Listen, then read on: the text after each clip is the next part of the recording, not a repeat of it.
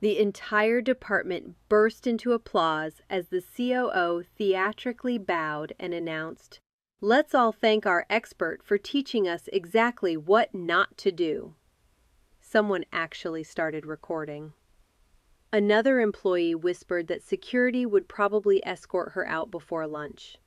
She smiled, quietly handed the project to her coworkers, and walked away, completely unaware that, at exactly 9:15 a.m., a notification about a $22 million contract was already racing toward the lead investor, carrying only one impossible message. Without her signature, nothing could move forward. The headquarters of Ashford Dynamics had the kind of silence that only expensive offices could afford. Floor-to-ceiling glass reflected the morning sun, polished marble carried the sound of every confident step, and the aroma of fresh coffee drifted through the executive floor. By 8:45 a.m., the entire marketing department had been called into the main conference room without explanation.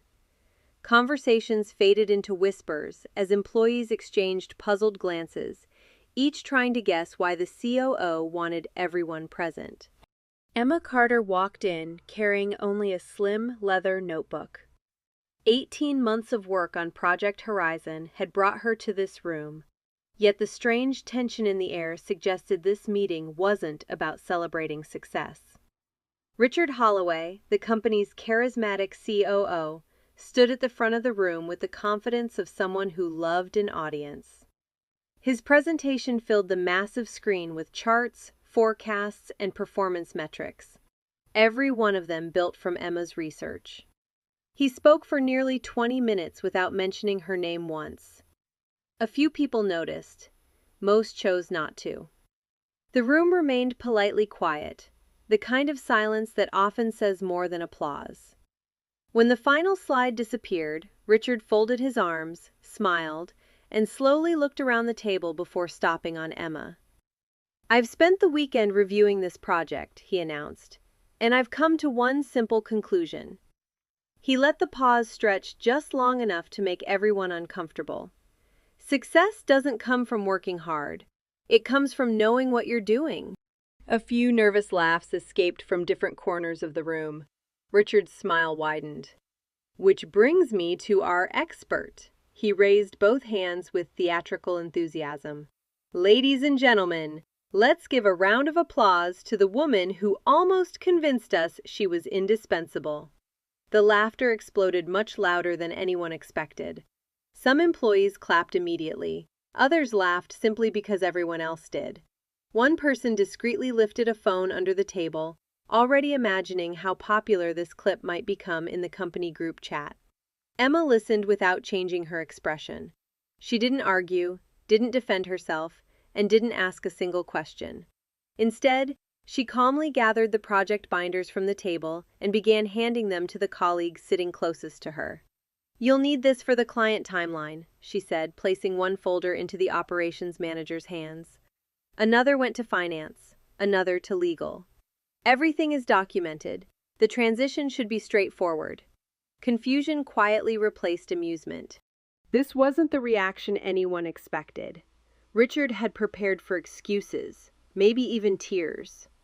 Instead, Emma thanked everyone for the opportunity to work together, wished them success with the project, picked up her notebook, and walked toward the door as if she had simply finished another ordinary meeting. Just before leaving, Richard called after her with one last smirk. "That's it? No speech? No defense?" Emma stopped for a second but didn't turn around immediately. When she finally looked back, her voice was calm enough to make the room even quieter than before. "No, I've already left everything exactly where it belongs." Then she walked out, the glass door closing behind her with a soft click that somehow echoed louder than the laughter had moments earlier. For several seconds, no one spoke. Richard forced another confident smile and dismissed the meeting, convinced the lesson had been delivered. Employees slowly returned to their desks, still joking about what had just happened, while the digital clock on the conference room wall quietly changed to 9:06 a.m. None of them realized that in just 9 minutes, a notification would arrive on the lead investor's phone. A notification about a $22 million contract that required only one signature before it could move forward. And that signature no longer belonged to anyone still sitting in that room. If you think the worst part of Richard's decision was humiliating her in public, you're overlooking the one detail that everyone else overlooked too. At 9:15 a.m., while the marketing department was settling back into its routine and the story of Emma's public humiliation was already spreading through private chats, a vibration interrupted the lead investors' meeting 3 floors above. Daniel Mercer rarely checked his phone during presentations, but the notification came through a secure channel reserved only for transactions above $10 million. He glanced down almost absent-mindedly, expecting another legal confirmation. Instead, he stopped reading halfway through the first sentence. Execution blocked. Project Horizon. $22 million. Required approval unavailable. Authorized strategic signatory, Emma Carter. Daniel frowned. That couldn't be right. He opened the attached authorization record, expecting outdated information, but every document carried today's date. The contract had been structured months earlier with a dual protection clause requested by the client itself. The client had insisted that the person who designed the commercial framework remain the final approving authority to guarantee that none of the negotiated terms could be altered before execution. It wasn't a ceremonial signature. It was a legal requirement. He looked across the table at the general counsel. Who approved removing Emma Carter from the project? The attorney blinked. Removing? I wasn't aware she had been removed. Daniel pushed the phone across the table. Well, she just was. Silence settled over the room. Within seconds, another executive confirmed the same information through the internal system. Emma had voluntarily transferred operational responsibility for the project, but no one had initiated the legal process required to replace the strategic signatory. Worse still, replacing that authority wasn't something the company could do internally. The client had to approve the change, conduct a compliance review, and repeat several verification procedures. Under normal circumstances, the process could take weeks. The room suddenly felt much smaller. Meanwhile, back in the marketing department, Richard Holloway was enjoying the attention. Employees congratulated him on finally putting someone in their place, and the atmosphere had become strangely celebratory. He was halfway through explaining how the department would move forward without unnecessary hero figures when his assistant hurried toward him, pale enough to erase the confidence from his smile. The lead investor needs you. Immediately. Richard barely looked up. Tell him I'll be there after this. He said now. The assistant's voice didn't shake, but her expression did. Richard followed her through the executive corridor, assuming some investor wanted an update on Project Horizon. By the time he entered the boardroom, every seat around the polished walnut table was occupied. Daniel Mercer stood near the large screen instead of sitting, his jacket unbuttoned, his phone still in his hand. No one offered Richard coffee. No one greeted him. Daniel turned without smiling. Where is Emma Carter? Richard shrugged. She handed the project over this morning. The team can manage without her. For a long moment, nobody spoke. Then Daniel placed the phone on the table and slowly slid it toward him. You seem to be misunderstanding something. Richard picked it up. As he read the notification, the confidence drained from his face sentence by sentence. This has to be a system error. It isn't. We'll assign another approver. You can't. We'll update the paperwork. You can't. Each answer landed harder than the previous one. The general counsel finally spoke. The client negotiated this protection personally. They trusted Emma's commercial structure, not just the company. Without her approval, The contract cannot be executed. The funds cannot be released, and if today's deadline expires, the agreement automatically enters renegotiation. Richard looked around the room, searching for someone to disagree. Nobody did. Daniel leaned forward, resting both hands on the table. So let me make sure I understand what happened this morning. The woman whose signature unlocks a $22 million contract was publicly ridiculed in front of her department, and nobody thought to inform this board before she walked out of the room? The question wasn't loud. It didn't need to be. Richard opened his mouth, but found no explanation that sounded intelligent outside his own head. The silence that followed felt completely different from the one in the conference room earlier. That silence had been filled with laughter. This one was filled with calculations, financial, legal, and reputational. Every executive in the room understood the same thing at exactly the same moment. The biggest problem wasn't the delayed contract. It was that the only person who could solve it had left the building with perfect professionalism, leaving behind no scene, no argument, and no rule she had broken. Daniel straightened his jacket and looked around the table. Call the board. No one questioned the order. No one even reached for coffee anymore. Before noon, everyone in the company would hear that the morning's loudest applause had become the afternoon's most expensive mistake. But almost no one knew what Emma had already decided. If you were in Emma's position, would you have stayed silent, or would you have handled it differently? Tell me your answer in the comments, and don't forget to subscribe, because this story is only getting started. The emergency board meeting was scheduled for 9:45 a.m., but by 9:32, nearly every director had already arrived. The atmosphere inside the executive boardroom was nothing like the polished confidence that usually filled the floor. The leather chairs, the city skyline beyond the panoramic windows, even the untouched coffee cups seemed strangely out of place. No one was discussing market forecasts or quarterly growth anymore. Every conversation circled back to one name, Emma Carter. Richard Holloway sat near the end of the table, no longer looking like the man who had commanded a room less than an hour earlier. He had already repeated 3 different versions of the same explanation. He believed she was no longer essential. He assumed the project documentation would be enough. He expected legal to handle any administrative changes. The more he spoke, the more obvious it became that none of those assumptions had ever been verified. Daniel Mercer waited until the room fell completely silent before placing a thick folder in the center of the table.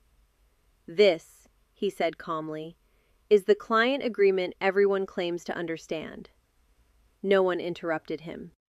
He opened the contract to a page covered in highlighted clauses and turned it so the directors could read. Beneath a section titled Strategic Execution Authority appeared a single name, Emma Carter. Not the COO, not the CEO, not the legal department, her. "The client requested this clause during negotiations," Daniel continued. "Do you know why?" No one answered. "Because every competing firm promised numbers." Emma explained the risks. She redesigned the entire commercial framework in one afternoon and saved the client nearly $6 million over the life of the agreement. After that meeting, the client said something I haven't forgotten. He paused before repeating the sentence almost word for word.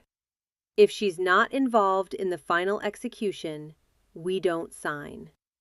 Several directors slowly leaned back in their chairs. For many of them, this was the first time they had heard the complete story. Richard frowned. "Why wasn't I informed?" The general counsel looked directly at him. "You were." The room became perfectly still. She opened another folder and slid several printed emails across the table. "The legal department sent 3 reminders over the past 4 months regarding the strategic signatory requirement. 2 were acknowledged by your office. Richard immediately reached for the documents. The timestamps were real. His executive assistant had forwarded them.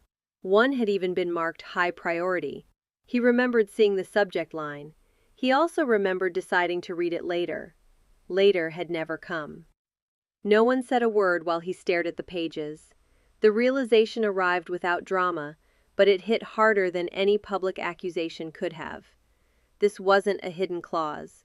It wasn't an unexpected legal trap. It had been sitting in his inbox for months, waiting for 5 minutes of attention. Daniel finally broke the silence. "So let's stop pretending this is about a signature." He folded his hands. "This is about leadership." His voice remained steady, but every sentence landed with increasing weight. A leader can make a bad decision. That's unfortunate. A leader can overlook an email. That's human. But publicly humiliating the person who carried our largest account without checking whether the company could function without her? He let the unfinished sentence speak for itself. That is negligence. Richard instinctively tried to defend himself. "I acted based on performance concerns." Daniel looked at him for several seconds. "Then where is the performance report?" Richard hesitated. "The department, the report, there isn't a finalized one." "And the investigation?" "There wasn't one." "So you held a public disciplinary meeting without a formal review, without HR present, without consulting legal, and without verifying the contractual structure of the company's largest active deal." The boardroom became painfully quiet. Nobody needed to raise their voice. Facts were doing all the work. One of the independent directors slowly closed his notebook. "I've served on corporate boards for 22 years, he said. "I've seen failed acquisitions, shareholder lawsuits, and product recalls. But I've never seen someone risk a $22 million contract to make a point in front of an audience." No one disagreed. Outside the boardroom, however, the atmosphere across headquarters had already begun to shift.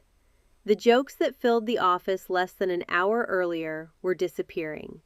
Employees who had laughed during the meeting were quietly deleting messages from internal chats. The phone recording someone had taken was no longer being shared. Instead, people whispered a different question. Did Emma really control the contract? No one seemed to know the complete answer. What they did know was enough to replace confidence with uncertainty. Back inside the boardroom, Daniel picked up his phone. "Has anyone spoken to Emma?" The HR director looked down. She answered one email. Every head turned toward her. "What did it say?" The HR director swallowed before reading it aloud. "Thank you for letting me know about the board meeting. I hope today's discussions are productive. All project materials were transferred this morning to ensure continuity. Please direct any future communication through the appropriate channels." That was all. No accusations, no anger, no demands, no mention of the humiliation. Just quiet professionalism. For reasons no one could explain, that email made the room feel even heavier. Daniel slowly stood. "I don't know whether she'll agree to help us," he said. "But I do know one thing." Everyone looked up. "If we want this company to recover, the next conversation with Emma Carter won't begin with instructions." He looked directly at Richard. "It will begin with respect." The board had finally understood what the department had laughed at that morning. But whether Emma was willing to listen was a question no contract could answer. By early afternoon, Ashford Dynamics looked like a different company. The confident rhythm that usually carried people from meeting to meeting had disappeared, replaced by cautious conversations that stopped the moment an executive walked by. Even the open office, normally filled with ringing phones and overlapping discussions, felt unusually restrained. Word had spread far faster than anyone expected. Employees didn't know every detail, but they knew enough. The $22 million contract was frozen, the board had been called into an emergency session, and the woman who had been laughed out of the conference room that morning had somehow become the most important person in the building. Richard Holloway watched the change unfold from his office. Just a few hours earlier, people had been congratulating him in the hallway. Now the same employees avoided making eye contact. His inbox filled with questions he couldn't answer. Legal wanted clarification. Finance wanted a timeline. Operations wanted to know whether the client had been informed. Every message seemed to begin with the same phrase: urgent. For the first time in years, Richard realized that authority could disappear much faster than it was earned. Meanwhile, Daniel Mercer decided that emails and formal requests would accomplish nothing. If the company wanted any chance of moving forward, someone had to speak with Emma directly. He asked Human Resources for her contact information, but before making the call, he requested something unusual. "I want her employment file," he said. "Not the summary, the complete record." Within minutes, a thick folder landed on the conference table. Daniel expected to find glowing performance reviews. What he found instead made him stare at the pages in disbelief. Emma had never received a promotion despite repeatedly exceeding every performance target. She had trained managers who later became her supervisors. She had resolved client crises that generated millions in revenue, yet the recognition had almost always been credited to someone higher up the organizational chart. Several recommendations for advancement had been postponed, redirected, or quietly closed without explanation. It wasn't one isolated incident. It was a pattern stretching back years. Daniel looked at the HR director. "Did no one notice this?" She sighed. "People noticed. They assumed someone else was handling it." That answer hung over the room like a cloud. It perfectly described what had happened all morning. Everyone assumed someone else had checked the contract. Someone else had reviewed the legal requirements. Someone else had protected one of the company's most valuable employees. In the end, nobody had. Daniel finally dialed Emma's number. She answered after the second ring. "Emma Carter." Her voice was calm, almost cheerful. "Emma, this is Daniel Mercer. I know, your number was in the contract documentation." For a brief second, Daniel couldn't help smiling. Even now, she sounded more prepared than the people still sitting inside headquarters. "I'd like to meet with you." "I'm no longer in the office." "I know." "I've already transferred the project materials." "I know that too." There was a short silence before Daniel chose his next words carefully. "This isn't about the project." Emma didn't respond immediately. "It's about this morning." Another pause. When she finally spoke, there was no bitterness in her voice. "Mr. Mercer, nothing that happened this morning violated my employment agreement. I wasn't threatened, I wasn't forced to resign, and I completed a full handover before leaving. Professionally speaking, I've done exactly what I was supposed to do." Her answer was impossible to argue with. Daniel leaned back in his chair. "Then let me ask a different question.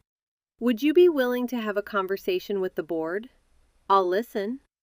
"Thank you. But listening and agreeing aren't the same thing."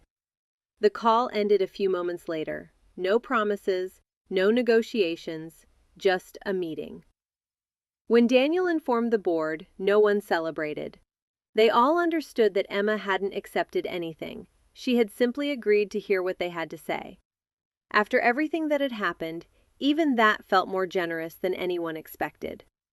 Across town, Emma sat alone by the window of a quiet cafe overlooking the river. Her untouched cup of tea had long since cooled, while the notebook she had carried out of the office rested beside her. She wasn't reviewing contracts or preparing speeches. She was simply watching people pass by outside, as if reclaiming a calm morning that had been interrupted. Her phone remained face down on the table. She hadn't ignored the company's calls out of anger. She had answered the only one she believed deserved an answer. Back at headquarters, another notification appeared on Daniel's screen. It wasn't from legal or finance. It came from the client. "We understand there has been an internal leadership issue. Before discussing the contract further, we would appreciate confirmation that Ms. Emma Carter will be present at any future strategic meeting. Daniel read the message twice before placing the phone on the table. The client hadn't asked about Richard. They hadn't asked about the CEO. They hadn't even asked whether the paperwork had been fixed. They had asked for one person. And for the second time that day, the entire room understood that trust, once earned, could become more valuable than any executive title. The board now knew what it needed to do, but no one could predict whether Emma would accept a seat at the table she had quietly walked away from only hours earlier. The following morning, the board assembled once again, but this time there was no sense of urgency in the room. The panic had burned itself out overnight, leaving behind something far more uncomfortable: accountability. Reports were neatly stacked in front of every director, legal opinions had been prepared, and the client had postponed the signing window by just 48 hours. It wasn't much, but it was enough to give the company one final opportunity to repair the damage. At exactly 10 o'clock, the conference room door opened. Emma Carter walked in wearing the same calm expression she had carried out of the office the previous day. No dramatic entrance, no attempt to make anyone uncomfortable. She greeted the receptionist on her way in, thanked the assistant who escorted her upstairs, and took the empty chair Daniel Mercer had reserved beside him.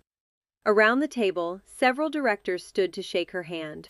Richard remained seated for a moment before slowly rising as well. Daniel was the first to speak. "Emma, thank you for coming. Thank you for inviting me. We owe you an apology." She nodded politely, but didn't interrupt. Richard cleared his throat. The confidence that had once defined him had disappeared entirely. "What happened yesterday," he began, "was inappropriate. I made assumptions I shouldn't have made. I spoke before understanding the full situation, and I embarrassed you in front of your colleagues. I'm sorry." The room stayed silent. Emma looked at him for several seconds before answering. "I appreciate the apology. Nothing more." She didn't lecture him. She didn't remind everyone what had happened. She didn't ask for revenge or demand anyone's resignation. Her restraint carried more weight than anger ever could. Daniel opened the contract folder. "The client has made its position clear. They are willing to proceed under one condition: that you remain the strategic signatory and participate in the implementation phase. We'd like to know whether you're willing to continue." Emma folded her hands on the table. "My answer isn't about yesterday." Several directors exchanged confused looks. "It's about the future." She slid a single sheet of paper across the table. "I spent a long time thinking about what this company actually needs. This isn't a salary proposal." Daniel picked up the page. It contained only 3 points. All major project decisions must be documented. Performance reviews must include independent oversight. Project ownership must always reflect actual responsibility. No bonus, no executive title, no special privileges. Just 3 governance changes that would prevent the same mistake from happening to someone else. One director smiled quietly. Another leaned back and whispered, almost to himself, "That's why the client trusts her." Daniel looked around the room. "I'd like these recommendations entered into the minutes and adopted as board policy." Every hand around the table went up. The vote was unanimous. Richard was the last to raise his hand. Only then did Emma answer the question everyone had been waiting to hear. "Yes," she said. "I'll sign the contract." A collective breath seemed to leave the room at once. Within the hour, the legal documents were finalized. The client countersigned electronically, the $22 million agreement became fully effective, and the confirmation reached every executive involved in the transaction. Months of work had been saved, not because someone fought the loudest, but because someone chose professionalism over pride. The story, however, spread through the company much faster than the contract itself. Employees stopped talking about the applause. Instead, they talked about the meeting where a woman who had every reason to seek revenge chose to improve the system instead. New managers referenced the incident during leadership training. HR quietly updated several internal procedures. Legal introduced mandatory reviews for strategic authority clauses. Without announcing it, the company had begun changing. A week later, Richard passed Emma in the hallway. This time he stopped first. "Good morning, Emma," she smiled. "Good morning, Richard." There was no bitterness between them, only the quiet understanding that respect earned after failure is far more valuable than admiration borrowed from a crowd. Sometimes the loudest sound in an office isn't applause. Sometimes it's the silence that follows when everyone realizes they applauded the wrong person.